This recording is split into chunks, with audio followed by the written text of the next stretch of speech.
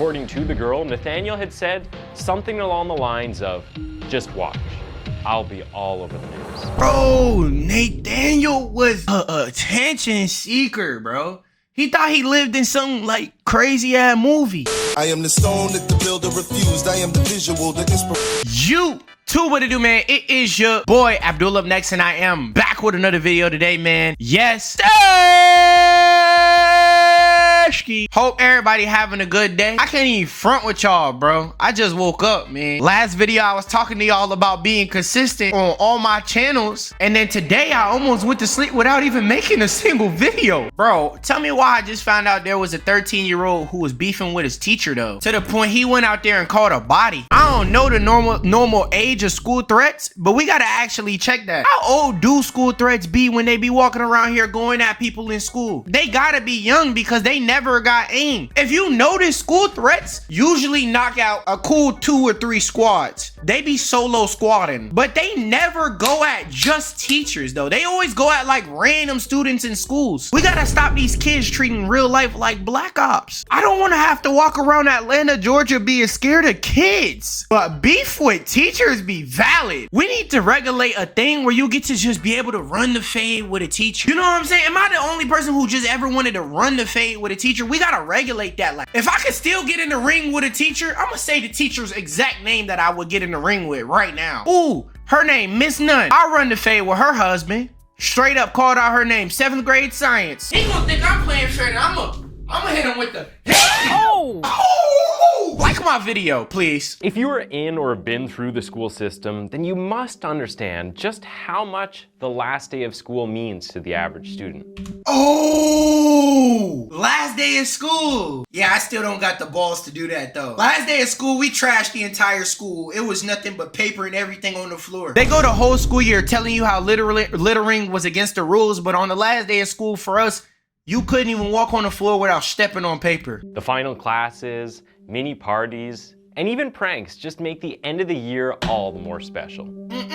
Also, people who cry on the last day of school, you gotta go. On the last day of school, I don't got nothing, no good intentions. Let me call out that one person that I always had beef with. I'm that dude. I'm trying to encourage somebody like, oh, who you got beef with? Instigate. Ain't nothing happy about the last day of school. We happy to get revenge. It is not difficult to understand Nathaniel's frustration. Oh, he did was it? Sent home from school because he was caught throwing water balloons.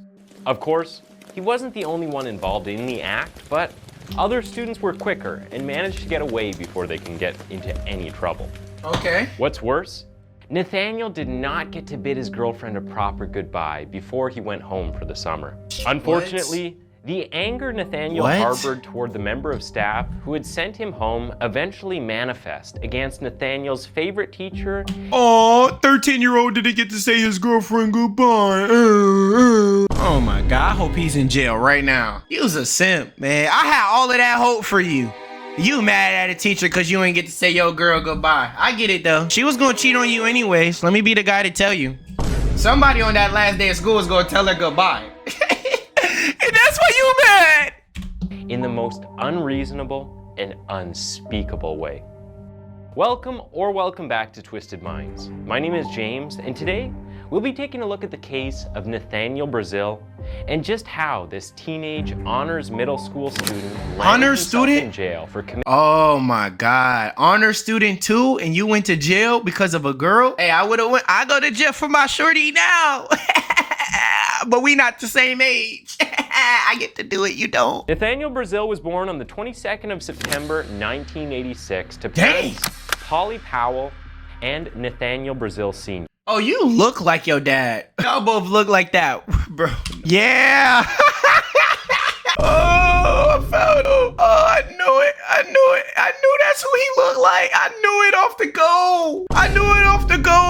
From the tender age of 5, Nathaniel had witnessed his mother being domestically abused by her former husbands and boyfriends. Sheesh. It is not certain when his parents separated, but by the time of the Nathaniel was living with his mother, a 2-year-old sister, and his mother's then husband.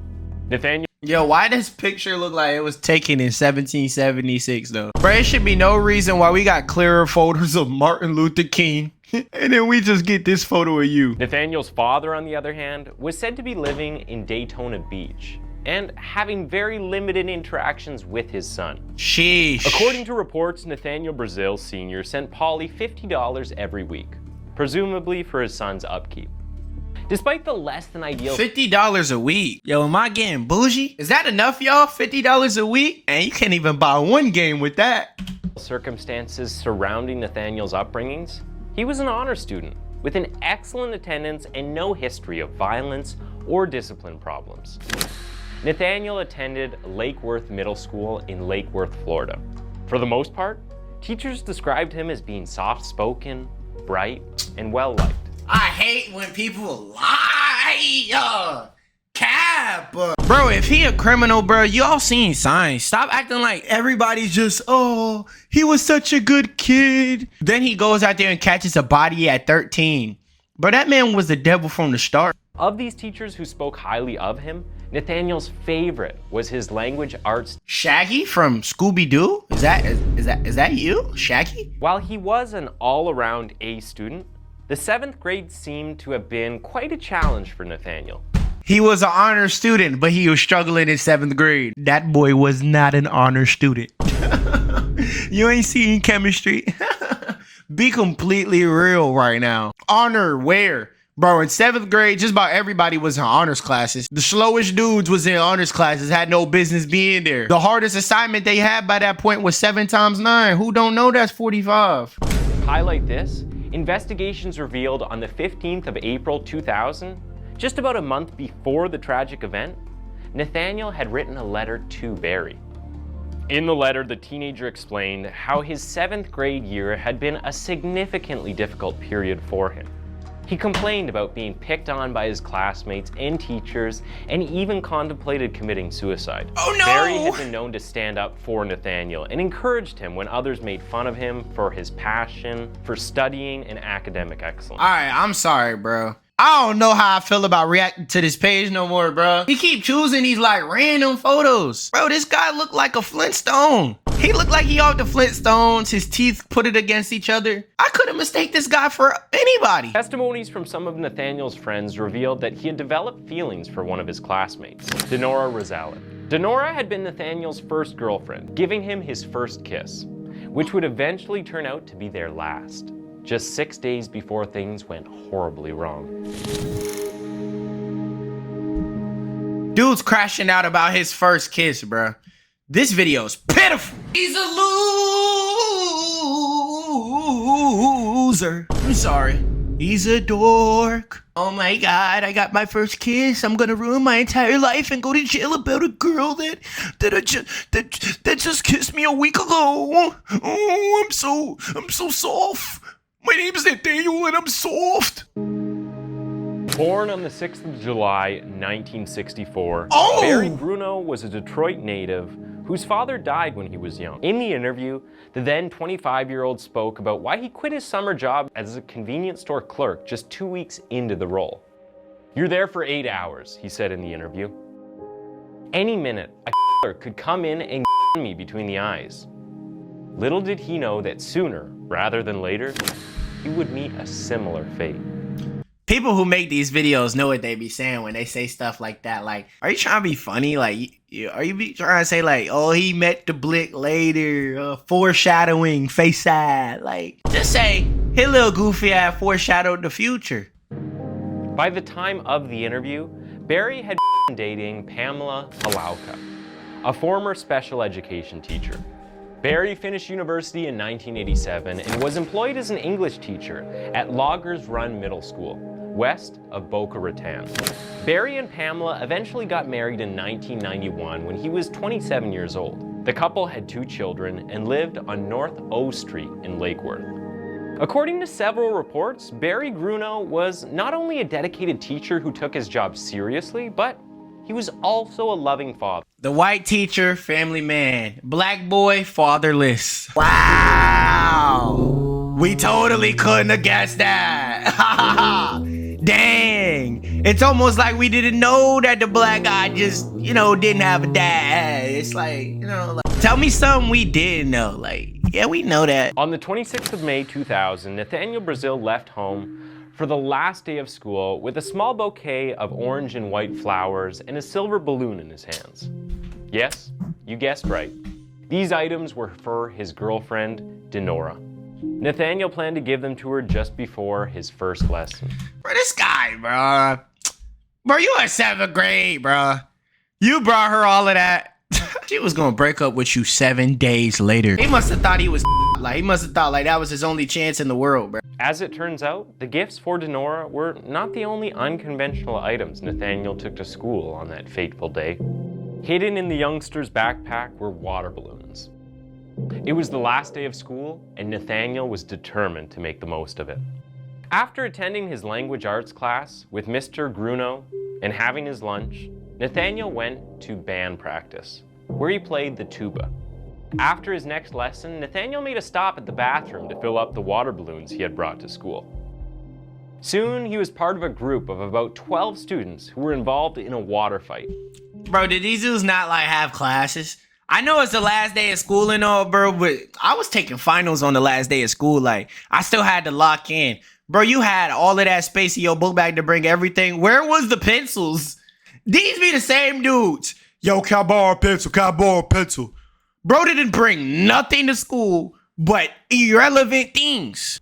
While it was the last day of school, the teachers were not willing to condone any bad behavior, and so they immediately set out to catch the students involved.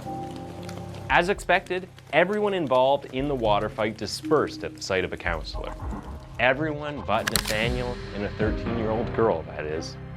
Black Being the people, only man. ones found on the scene, the two were sent home as punishment. We always get caught first in the movie, don't we? In line. Yo, why are you staring at me? Why are you looking at me like you know you did it? Bro, what is this editor's problem? Like, the person who made this video, like, what is you trying to convey with these pictures, bro? This dude making direct eye contact with me like he about to go ahead and pop me next. With the punishment that had been given to them, both students left the school, but Nathaniel was not happy about the development.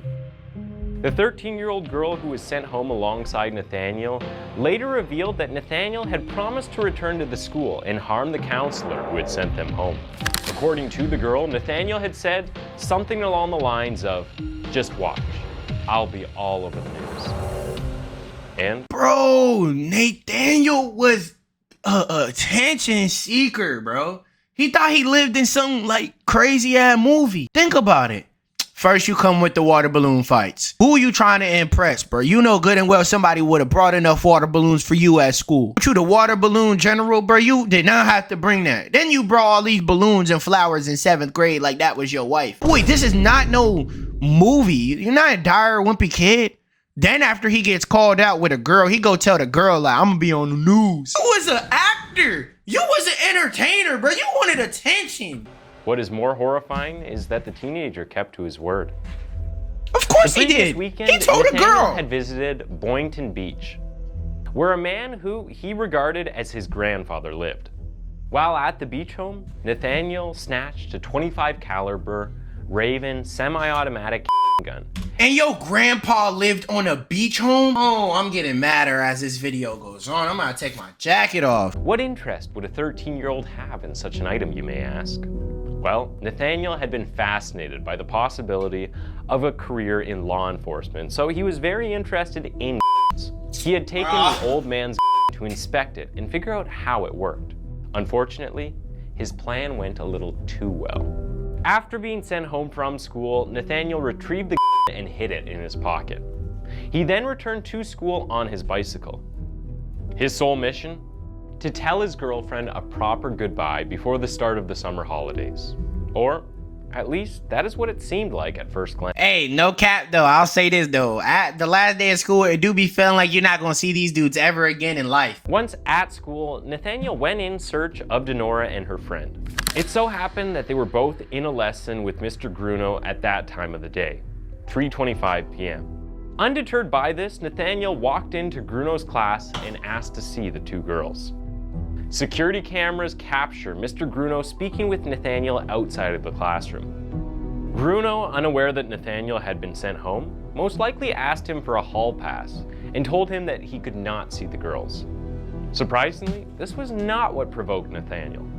According to Nathaniel, Mr. Grunow was laughing, which made him mad. Everybody would laugh at your dork ass. If you don't laugh at this guy and take that serious, like, obviously I'm gonna laugh. You just walked in the middle of the class to ask to see two girls like you was the main character of the story. Boy, you be lucky I don't drop your, let me be a teacher. You be lucky I don't drop your grade 5 points for being a dork. Mr. Grunow, can I see these two girls? Who you think you is? You think the program will revolve around you? Supposedly, Grunow's laughter enraged Nathaniel to the point that he pulled out a few seconds later, students in Mr. Grunow's class heard him say, "Stop pointing that at me, Nate." Everyone was alarmed, even Nathaniel himself. According to him, he had been shaking uncontrollably in the standoff with his teacher. Then, as 14-year-old Mark Ariett later put it, there was a big pop, and Grunow dropped dead in front of a row of lockers. Crashed out for what? In the blink of an eye, students came running out of the class shouting, "He Mr. Grunow." He really had. Ran out the class? They standing outside the door. Everybody's watching. He pops the teacher in y'all face with it in his hand, and y'all ran out the class. I would have hid in the teacher's desk. I would have hid in the class pet. What? You know how the class pet, y'all got a little hamster? I would have hid in the hamster cage, boy. You would have thought we was back on that boat to get to the United States. They shipping us back off. Having taken a bullet to his head, Grunow now lay dead in a pool of his own blood. Dazed by what had happened in the last few minutes, Nathaniel did the only thing he could hear his body telling him to do. Run. And run he did.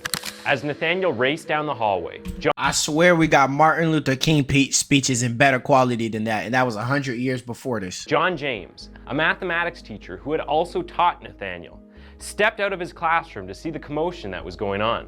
Not wanting anything or anyone to get in his way, Nathaniel waved the at James, warning him that he was not afraid to use it by saying the words, "Don't bother me, Mr. James." Realizing that the threat was real, the math teacher quickly backed up into his classroom with his hands raised, and Nathaniel made his escape.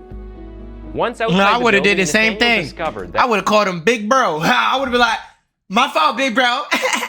You got it, for sure, for sure. Math teacher down the hall on the float.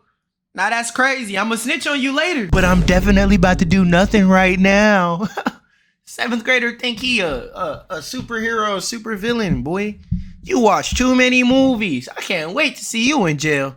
You gotta start calling it what it is. I can say I can't wait to see you in jail, boy. You was destructing the world. You was a harm to society. You was a menace. You thought you was bigger than the program. You ain't none of that. You thought you was some video game character. You really wanted to live a perfect life. Oh, I want to throw water balloons. Oh, I want to give girls flowers. Oh, I want to pop the teacher. Oh, I want to innocently get away and never go to jail for what I did. Bro, they don't even make movies that unrealistic, bro. Get your lame ass on, bro. Send him to the goo. Once outside the building, Nathaniel discovered that his bike had been moved from where he had left it. He ran across the school compound, jumped over the fence, and was racing down the street when a police car came around. Nathaniel flagged down the car and recognized the driver as Officer Mike Mahoney, whom he knew from his neighborhood. Dropping to his knees beside the officer, Nathaniel confessed, "I somebody." A few hours later, Nathaniel asked detectives how Grunow was faring. When told that his teacher had died, Nathaniel broke down sobbing. You the one that when did Nathaniel it! had not returned home from school by 3:30 p.m. that afternoon, Holly grew worried. What could have happened to her son?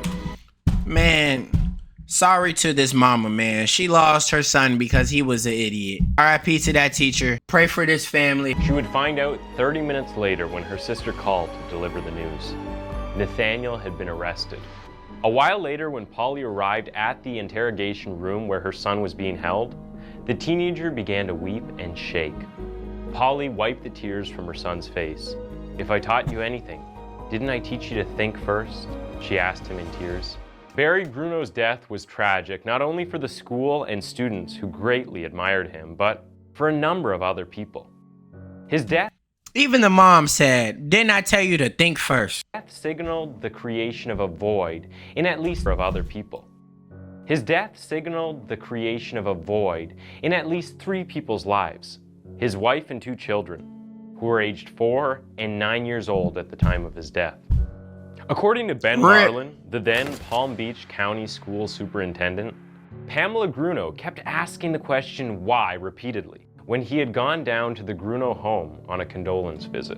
This loss was tragic in that it not only affected Grunow's immediate family, but rippled the rest of the community. Since I hate teachers. When I mean I hate them, I hate them. So you know you're an idiot if I take the teacher side. This guy is more than an idiot, bro. Like Ed and Eddie smarter. Fanboy and Chum smarter. Mordecai and Rigby smarter. You know how dumb you gotta be dumber than Rigby? Grunow was liked and admired by all, it's little wonder that many people were devastated by the news of his death. Before he went, bro, y'all should have at least taught him how to smile, though. Every smile I see of this man, he look like he fiending for something or he's scared of something. Before he RIP, but y'all should have taught him how to smile before he go. Should have learned from the duelster.